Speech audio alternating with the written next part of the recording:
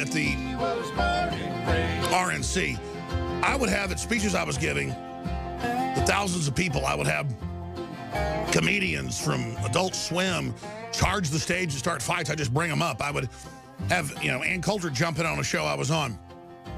Didn't matter. But then I'm like, hey, come on the show. As I'm walking down through Media Row, a huge building next to the RNC event, just full of, I'm talking 300, 400 TV radio stations. More shows you could do all day. You could kill yourself in there. And I'm wandering by and some producer waves us over. I got to do some other interviews. So I do them. I come back by and they're doing the show. I see they're on break. They're not talking.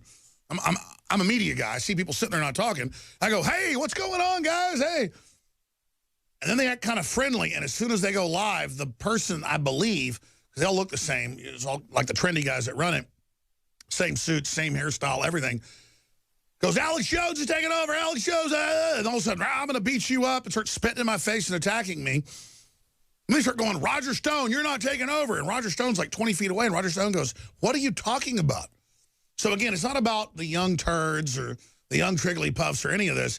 It's about their disinformation, how they were on the Google YouTube stage that admits they work with the White House, and how as soon as our live videos went up, they took them down in real time. As soon as we made a big deal about it, they put them back up. But I want to digress into if they steal the election. We've seen them steal it from Bernie Sanders. Will there be a big revolt against that?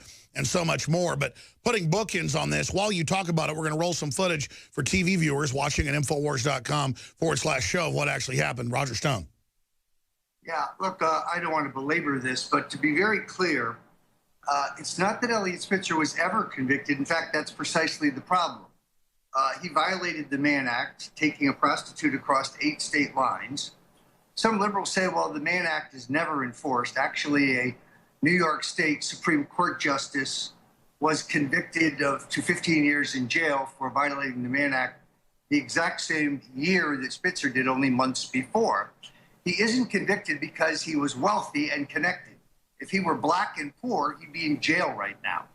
As far as his both patronizing and choking hookers, 1 month ago, a prostitute called the police from a New York hotel and said that Eliot Spitzer had tried to choke her. The police showed up. He had already fled the scene of the crime. She had marks on her neck. They went looking for him. Then subsequently, she fled the country that very night back to Russia. Nobody to question, no crime. And last week it was announced that Spitzer is suing her, presumably to get the payoff back. So I don't know what Cenk is talking about. This guy is a criminal. He's just not convicted, but he's violated the law. Of all things to yell at, he didn't tell me I was lying about LBJ, which of course I'm not, or about Donald Trump. So look, the guy doesn't know anything. I've watched him on TV. He's inarticulate. It's all rote name calling. You see, this is the classic tactic of the left. Stone, you're a liar. You're a liar. They don't want to refute the facts because the liberals can't. Okay, well, I'm just going from memory. I don't pay attention to a lot of New York politics, but listen. I had to fix it because you know how this is. The petty waste media matters for America would get their panties in a twist about these arcane subjects. So it was very sure. But I'm just going from memory, Roger. Didn't he? I know he wasn't convicted for this, but didn't he get in trouble for this stuff before? He resigned as for governor over it. So that's exactly the point. He should have been prosecuted, but he wasn't because he's wired. The madams who provided hookers for him, they went to jail. So anyway. Well, my big problem with him is, didn't he put a law in place to take the cars of Johns while he was seeing hookers every day? Exactly. So the real issue But listen, this is all a distraction. Why did he say you were on his stage, most of it's radio, stop taking over, you're 20 feet away in a hallway, and then, there's so much bigger fish to fry, but it's just crazy. Well, the bigger news, of course, is the self-immolation of Ted Cruz. Ted Cruz has a golden opportunity, and he muffs it. 1964, Barry Goldwater was the nominee. Nelson Rockefeller took a powder, wouldn't endorse him. George Romney, Mitt's father, takes a powder, wouldn't endorse him. Governor William Scranton of Pennsylvania, he splits too, he won't endorse him.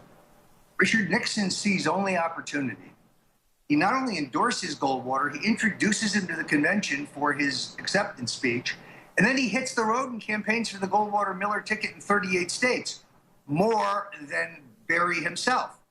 4 years later, when Goldwater lost, and I don't expect Trump to lose, but to follow out the analogy, Nelson Rockefeller is persona non grata.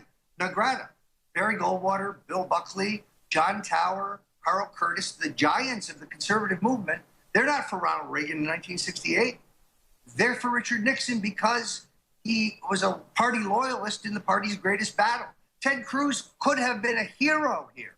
Instead, he is so self-absorbed, he is so obtuse about how he looks, he stabbed Donald Trump right in the back. It was one of the most duplicitous things I've ever seen in American politics. Let me be clear.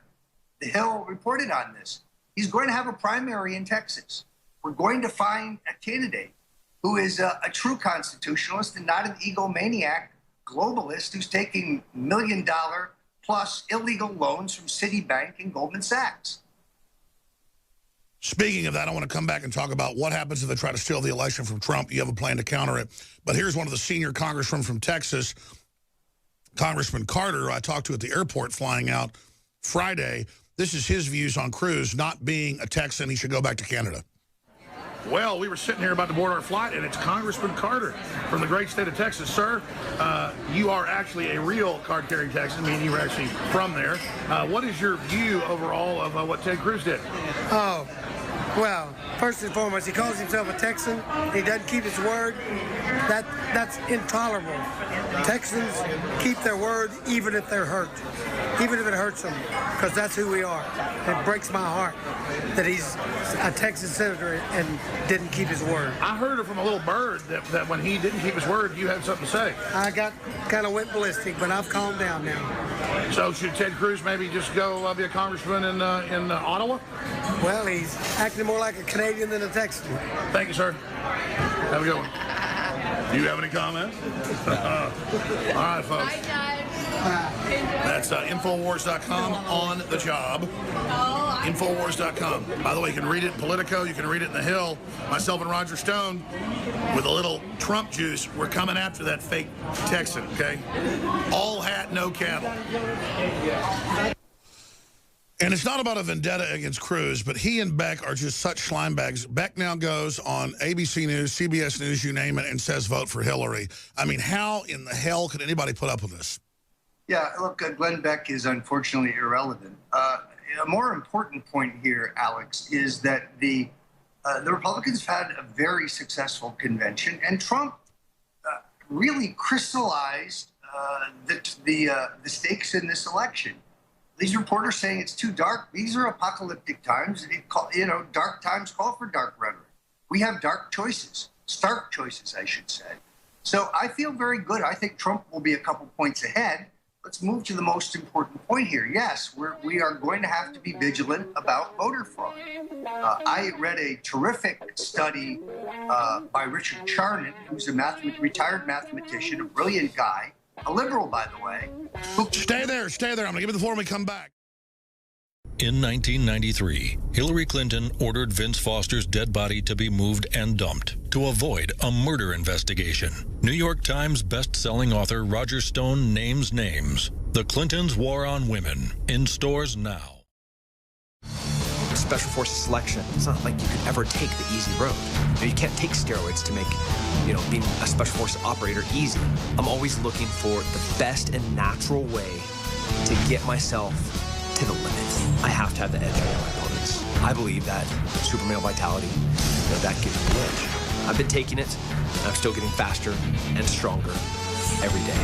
Start your journey to super male vitality today at InfoWarsLife.com.